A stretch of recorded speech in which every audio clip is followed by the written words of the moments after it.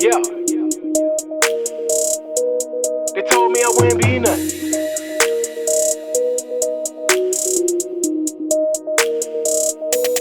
They told me I wouldn't be. Top of the top. Welcome to Mental Madness. This is your host KG. This is episode 10. Part 2 of those priorities we was discussing last week. For all of you that already have done so, that have already subscribed to the channel, I appreciate you all. All who has not done so, you don't know what you're missing out on. Make sure you subscribe and you set your alerts to know when each episode drops every Thursday at 12 p.m. My apologies. Without further ado, we're going to get to it, man. I told y'all we're going to get straight into these priorities, and I'm going to share some stories and some observations, even some things about myself that I realized. And when I say priority, it doesn't mean that you don't love that which you may not prioritize more than you prioritize the other. It just means that, in my opinion, that we need to rearrange some of our priorities. Because like I said on episode 9, a lot of us have fallen into this societal norm of wanting a relationship. It seems like more than we want success and have set goals for ourselves and things of that nature. In my era, when we came up, it was, you go to school, you get a job, you pick up a trade to put yourself in a position to take care of yourself. And if you decide to have a family, you can provide for your family. You and your significant other can provide for each other and build up strong, healthy young men and women. But from my observations, because we're not prioritizing our mental health, our physical health, our academics, our education, and even like apprenticeship, so on and so forth, like career paths. From my observation, from just looking at social media, people were more outspoken about wanting to be in a relationship. I even had my brother on, and he made a comment, and I don't disagree with him, but I think the comment can be taken out of context in the climate that we live in. He said that he feels like his wife completes him, she just makes him better. That's fine and well, and that may be the case, but they also have a history of things that they went through before they got to the point where they are married. Let me just put that out there. Because that, just saying making a statement like that, it can be taken so many ways. A person can say, well, you see, you need a person to compliment you, you need a person to make you feel whole. That mindset, in my opinion, is unhealthy, because God created you as an individual. You don't have a Siamese twin. You should want to get yourself together first. You should, want to learn yourself, because like I've said many times on this channel, that a lot of us don't even know who we are. A lot of us are basing our character on what our parents told us we should be, or what society tells us we should be, what our peers tell us we should be.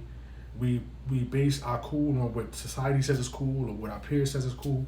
When do we ever sit down and genuinely look at, self-assess, to determine, are these character traits genuine to who I am? Am I comfortable with this character trait that I have, or these character traits that I possess?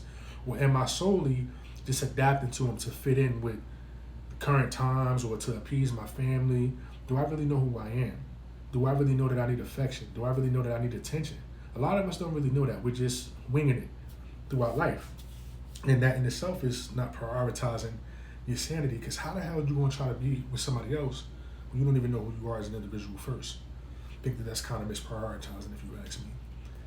And I'm going to just share a conversation that was had with me about a young lady, how this person that was having this conversation with this young lady felt like, from her observations, that she was prioritizing the pursuit of a possible courtship with a man who really didn't have much going for himself.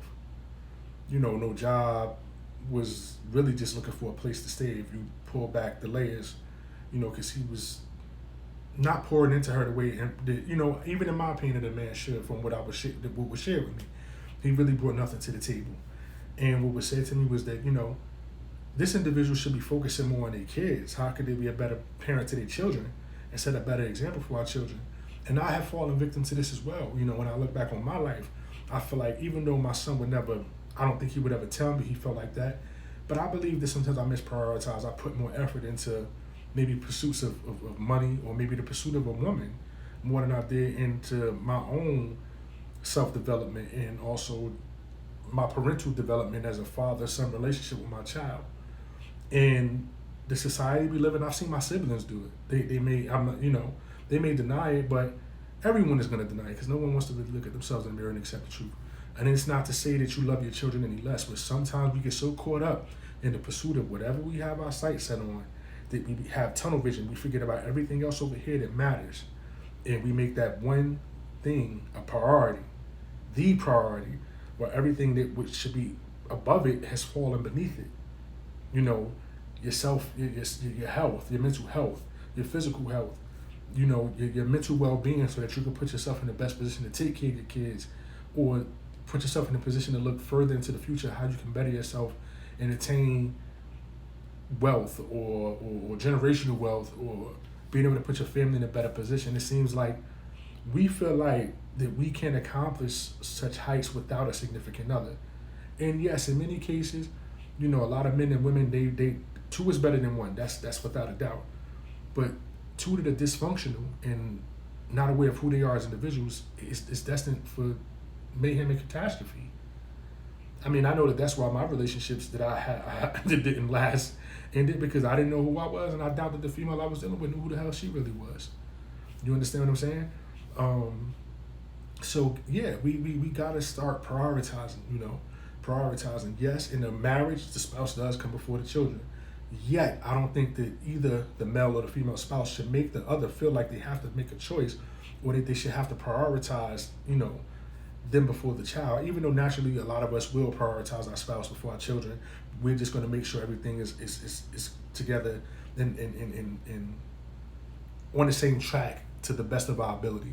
So I wouldn't say that, you know, a husband or wife may prioritize one above the other. I think that they're probably equal. You know, your spouse and your children should be neck and neck, and God should be above it. That's just my opinion. A lot of us, if we really self-reflect and self-assess, again, it's been many times in life when we have not prioritized the things of importance, and I'm not gonna say we fell victim, because I don't believe in this being a victim type of circumstance. We fall into the thought process that yeah, you hear statements like, my bro, man, you know, my wife she brought out the best in me. You may meet a person like that, and you may meet a person like that on the pursuit of making yourself become better as an individual, and that's all fine and well. But it's like the climate that we live in. I'm hearing people say, oh, I wish I was married like yesterday. It's nothing out here for me. Damn, you gonna meet a person and just, yes, you do know whether you want to pursue a person seriously within the first 15 minutes to an hour of conversing with them. But damn, that don't mean you're gonna know everything about this person in a 24-hour time span. You don't even fully know a person while spending 10, 20 years with them, because people evolve and grow every day. So you did a bit witness to the growth in the evolution of an individual by sharing in those moments with them. You capture those moments and you appreciate them. Like, let the process unravel. Let it go. Let the process follow through on itself. Don't be so quick to jump headfirst into situations not knowing what you're getting yourself into, and not even knowing who the hell you are. Because it's ideal to think that we're ready for companionship, but the things that come with it, a lot of people aren't built for, because we live in a society that tells us stuff like, or if it brings about any level of discomfort, it ain't for you. I seen somebody post that the other day, and I mentioned this in part one. You know, if it brings about any anxiety, if it comes into my life where it doesn't seem like it's aligning, or it's a task for me to build with this person, I'm just letting it go. Everything is a task. You have to build. Things don't just get built because we snap our fingers or we blink our eyes and imagine it being there and it disappears. You have to put in work for that which you want. It's the same thing with a relationship. It's the same thing with self-assessing and self-improvement and self-development. You have to put in the time and the hours of effort to grow and be a better you tomorrow than you was today.